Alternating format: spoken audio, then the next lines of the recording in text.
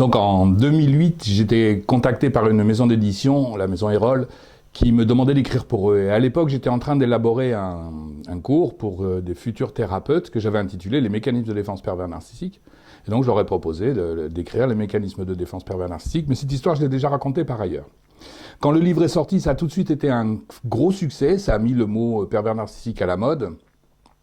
Et à partir de là, j'étais contacté par beaucoup de victimes qui me disaient « Voilà, j'ai écrit ce que j'ai vécu, est-ce que vous voulez bien le lire ?» Malheureusement, rapidement, j'étais débordé et je ne pouvais pas lire tout ce qu'on m'envoyait. Par contre, j'ai bien noté que beaucoup de personnes ont besoin d'écrire et ont besoin de dire ce qu'elles avaient vécu. C'est extrêmement thérapeutique parce que déjà, on s'inscrit dans un désir. Or, dans la relation au pervers narcissique, le désir ne peut pas être exprimé. Et s'il est exprimé, il est forcément cassé. C'est-à-dire que le pervers narcissique va vous dire « Qu'est-ce que tu veux faire cet après-midi ?» Ben, vous lui dites « J'aimerais aller à la plage. » Je vous dis « Bien sûr, aller à la plage. » Vous voyez? Ou vous allez à la plage, mais il y a du vent. Il va dire « Tu vois, tes idées, elles sont nulles. » Enfin bref, le désir du sujet, de la victime, est toujours brisé. Quand on se met à écrire, eh bien, écoutez, on écrit à partir d'un désir. Il y a un deuxième point qui est très important.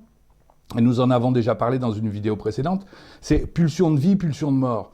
Alors, je rappelle rapidement, mais il suffit de retrouver cette vidéo pour voir, je l'expliquais peut-être mieux. Je donnais l'exemple d'une fleur. Le destin d'une fleur, c'est de croître, de s'épanouir, de nous montrer sa beauté, sa fragrance, et puis évidemment de faner quand elle a fleuri, après avoir fleuri, de faner, et puis donc de mourir. Donc la mort s'inscrit dans le champ de la vie. Donc quand on parle de pulsion de mort, c'est autre chose. Hein. Et l'exemple que je donnais dans la vidéo, c'est imaginer une fleur qui ne voudrait pas faner. Pour ne pas faner, elle ne va pas vouloir fleurir. C'est ça. C'est-à-dire que la pulsion de mort nous inscrit dans la non-vie. C'est-à-dire qu'on ne va pas jusqu'à la floraison. On ne s'exprime pas, on ne s'épanouit pas. Alors quand quelqu'un a été victime d'un pervers narcissique, c'est-à-dire que c'est beaucoup inscrit dans une pulsion de mort, écrire, créer, la création est un acte de vie, c'est une floraison si vous voulez. Et en plus, l'objectif, je crois, des personnes qui écrivent, souvent c'est de témoigner, donc de répandre leurs graines, en fin de compte, comme le fait la fleur. Donc c'est un deuxième aspect thérapeutique de l'écriture, mais il en existe beaucoup d'autres. Alors pourquoi est-ce que je vous parle de ça? Parce que, fort de ce constat, je suis allé me former une nouvelle formation sur les ateliers d'écriture. Et j'ai créé un atelier d'écriture spécialement adapté aux victimes de pervers narcissiques, où on va parler de l'identité, par exemple. Bon, beaucoup de victimes ont dit « je ne sais plus où j'en suis, je ne sais même plus qui je suis ». Donc, travailler sur l'identité. Se raconter, mais aussi s'entendre raconter. C'est un des ateliers que je propose. Et puis bon, travailler sur la répétition et d'autres ateliers encore. Alors pourquoi est-ce que je vous parle de ça? Parce que j'ai deux propositions à vous faire. Soit vous avez envie de participer à un de ces ateliers, je vais mettre en place ces ateliers, 4 ateliers au cours d'un week-end, hein, samedi matin, samedi après-midi, dimanche matin, dimanche après-midi. Si vous êtes intéressé, rentrez en contact avec moi, je vous donnerai les coordonnées, les dates, le lieu où nous allons nous rencontrer. Ce sera au début vraisemblablement sur Montpellier.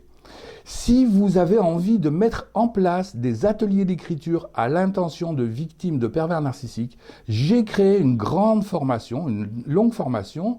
J'en avais déjà parlé, mais je l'ai complété avec un module spécifique aux ateliers d'écriture. Alors, à qui s'adresse cette formation? A priori, elle s'adresse à des thérapeutes ou à des personnes qui sont à l'aise avec la langue, qui aiment déjà écrire et qui ont envie d'aider les victimes de pervers narcissiques. Attention, un atelier d'écriture, mais je m'en explique bien dans la formation, n'est pas une thérapie, même si un atelier d'écriture est extrêmement thérapeutique.